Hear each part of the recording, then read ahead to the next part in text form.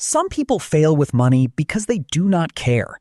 But many people fail with money because they care too much, in the wrong way. They feel guilty about every coffee.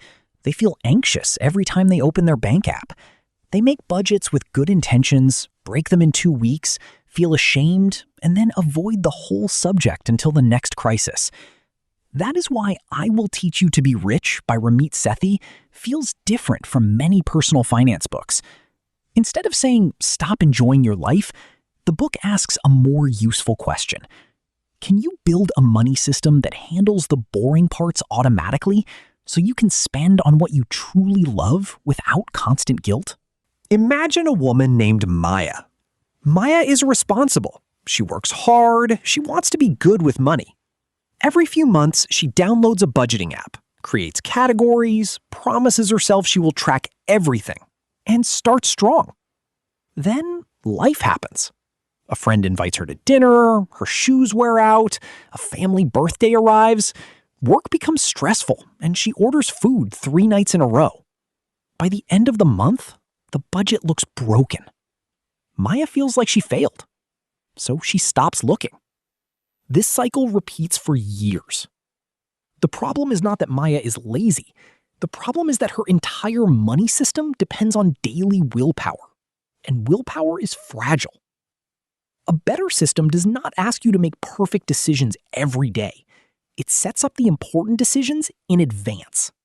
The first major idea in the book is automation. Automation means your money moves to the right places before your mood can interfere.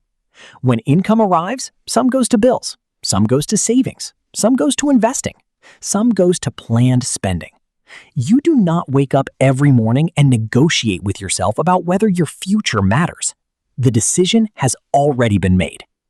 This is powerful because most people do not lose financially from one big dramatic mistake. They lose from thousands of tiny leaks and delayed decisions. I'll save next month. I'll invest when things calm down. I'll pay extra later.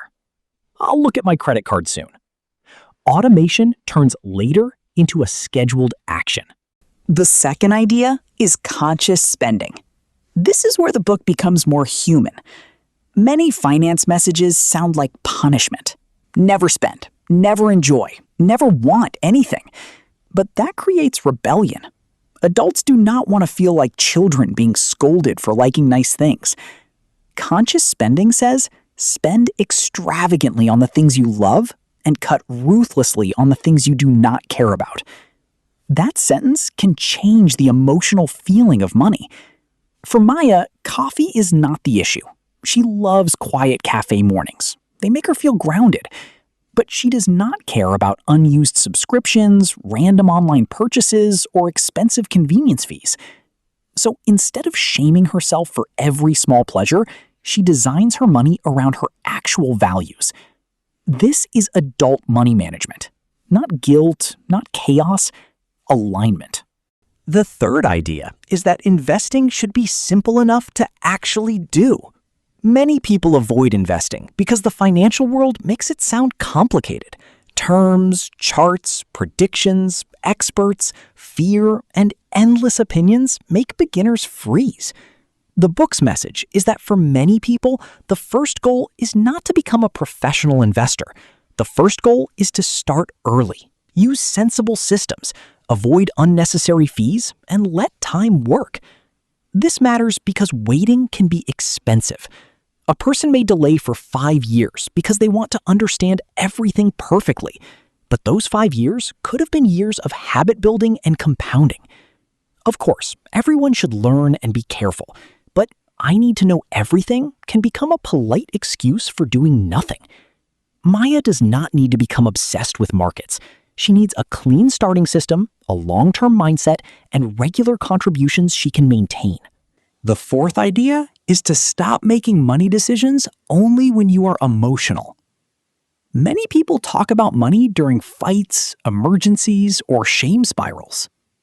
Couples talk about money after overspending. Families talk about money when something breaks. Individuals talk to themselves about money when they feel behind.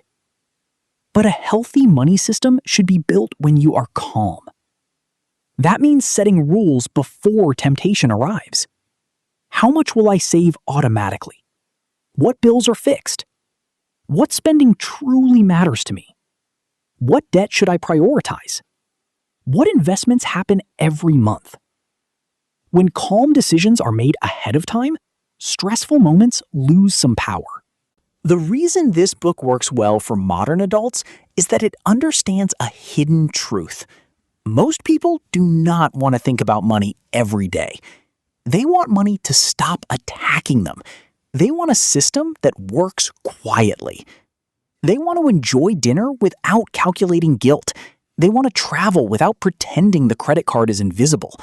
They want to buy something meaningful without feeling irresponsible. And they want to know that their future is being handled while they live their present. That is the balance. Not reckless spending, not joyless saving. A system that protects tomorrow and gives permission to enjoy today. For Maya, the breakthrough is not a dramatic lottery moment. It is a boring evening at her desk. She opens her accounts, she writes down her fixed bills, she cancels what she does not use. She sets an automatic transfer to savings, she sets an automatic investment. She decides how much guilt-free spending she can enjoy. Nothing magical happens that night. But something important happens. Her money stops being a cloud of anxiety and becomes a structure. A few months later, she is not perfect. No one is. But she is no longer starting from zero every month. The system catches her when motivation fades. The quiet takeaway is this. A good money life is not built on daily guilt. It is built on a system strong enough to work when you are busy, tired, and human. Automate the boring parts. Be honest about what you love. Then let your money support the life you actually want.